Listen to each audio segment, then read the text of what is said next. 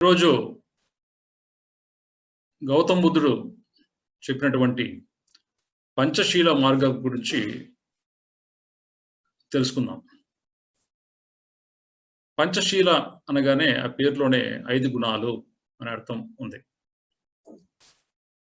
ఈ 5 గుణాలు ప్రతి సాధకుడికి ఖచ్చితంగా అవసరము. ఈ 5 గుణాలు సాధకుడు బోధిసత్వుడుగా మారడానికి చాలా చాలా అవసరం అని చెప్పేసి ఆయన ఉద్ఘాటించారు.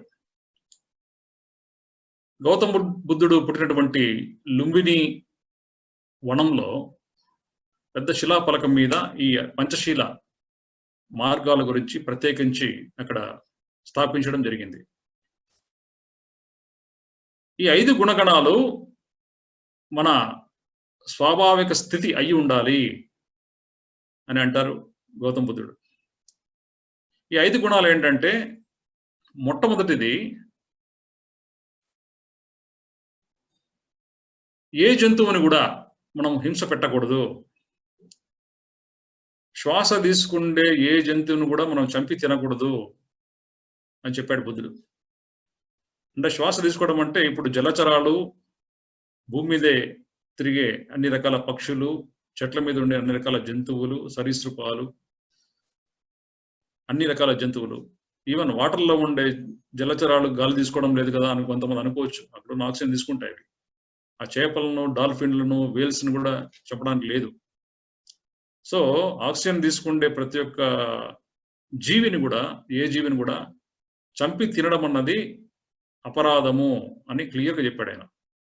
సో ఫస్ట్ సూత్రం పంచశీలలో ఏంటంటే, జీవించే జీవులను ఏదైనా సరే చంపి తినరాదు. అది ఫస్ట్ గుణం సాధకుడు నేర్చుకోవాల్సింది. రెండవది, ఎదుటి వాళ్ళు ఇచ్చిన తర్వాత మనం తీసుకోవడం జరగాలి. బలవంతంగా తీసుకోవడం అన్నది సబబు కాదు అని క్లియర్ చెప్పాడు.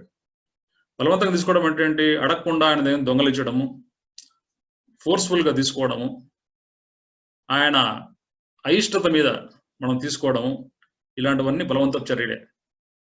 ఆయన ఎదుటి వాళ్ళు హ్యాపీగా మనకు దానంగానో, ధర్మంగానో, ఇష్టపూర్వకంగా, స్నేహంగానో మంచి పని చేస్తున్నాడు ఈయన అని చెప్పి డొనేట్ చేయడము, అలాంటి పద్ధతుల్లో మనం ఏదైనా ఇస్తే తీసుకోవాలి తప్ప బలవంతంగా ఎదుటి వాళ్ళ నుంచి ఎటువంటి పరిస్థితుల్లో తీసుకోకూడదు అన్నది ఆయన రెండవ గుణం. ఈ గుణం ప్రతి ఒక్క సాధకుడికి ఉండాలని చెప్పేసి గౌతమ బుద్ధుడు క్లియర్గా చెప్పారు.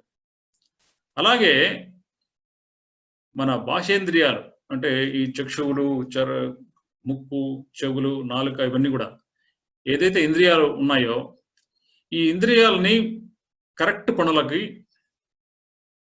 అవసరమైన వాటికి మాత్రమే ఉపయోగించాలి. అనవసరమైన దాన్ని ఎదుటి వాళ్ళు ఇష్టం లేకుండా మనము ఈ ఇంద్రియాలు కూడా మనం వాడకూడదు అని అంటారు బుద్ధుడు. అంటే ఆ టైంలో ఎలా ఉంటుందంటే, బుద్ధుడు సంఘం ఏర్పరిచిన తర్వాత మొదట్లో జెంట్స్కి మట్టికే ఎంట్రీ ఉండేది. ఆ తర్వాత వాళ్ళ బుద్ధుడు తల్లిగారైనటువంటి మాయాదేవి గారు ప్రత్యేకమైన రిక్వెస్ట్ తోటి, లేడీస్ మేమంతా చాలా మంది ఉన్నాం కదా, మాకు కూడా నేర్పించండి అంటే, అప్పుడు బిక్కుని అని చెప్పి కొత్త కేటగిరీ తయారు చేసి మొట్టమొదటిగా 500 మందిని స్త్రీలను సంఘంలో తీసుకోవడం జరిగింది. స్త్రీలను సంఘంలో తీసుకున్న తర్వాత రకరకాల సమస్యలు కూడా ఆ టైంలో వచ్చేవి. అంటే వాళ్ళు ఆడామగా ఒకే సంఘంలో ఉండడం వల్ల కొన్ని రకాల అసాంఘికమైన చర్యలు, రేప్స్, ఇవన్నీ కూడా కొన్ని జరిగిన సందర్భాలు ఉన్నాయి.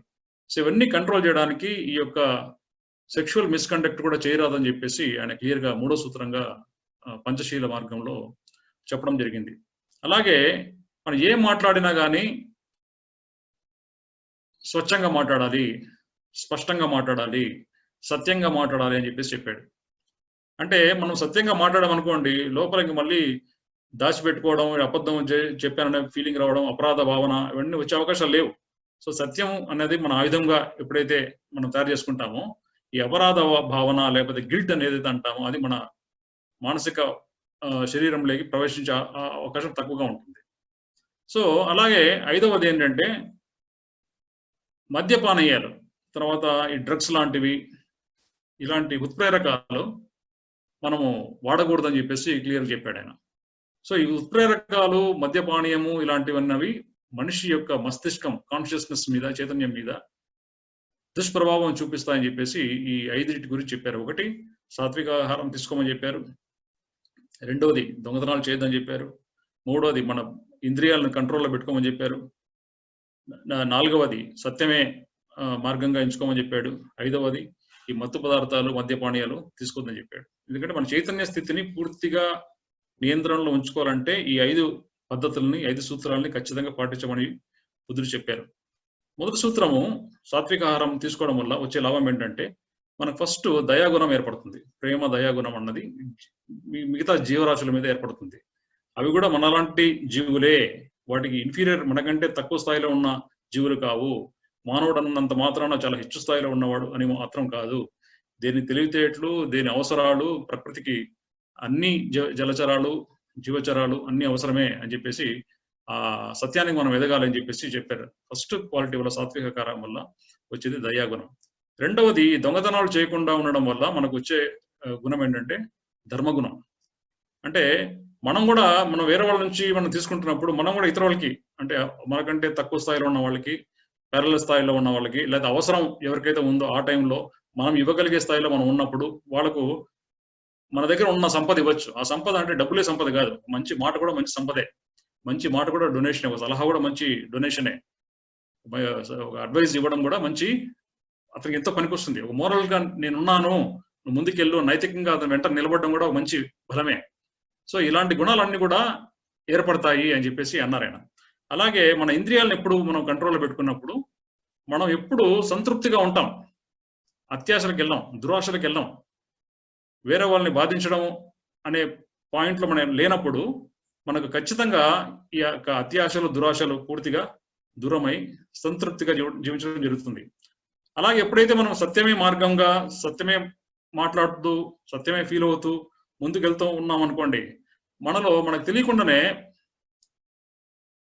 నిజాయితీ, సెల్ఫ్ హానెస్టీ, అంటే మన మీద మనకు పూర్తి స్థాయిలో నమ్మకం ఏర్పడుతుంది, నిజాయితీ అనేది ఏర్పడుతుంది. సో ఈ నిజాయితీ అన్న గుణము సాధకుడికి ఆటోమేటిక్ గా తెలియకుండా వచ్చేస్తుంది.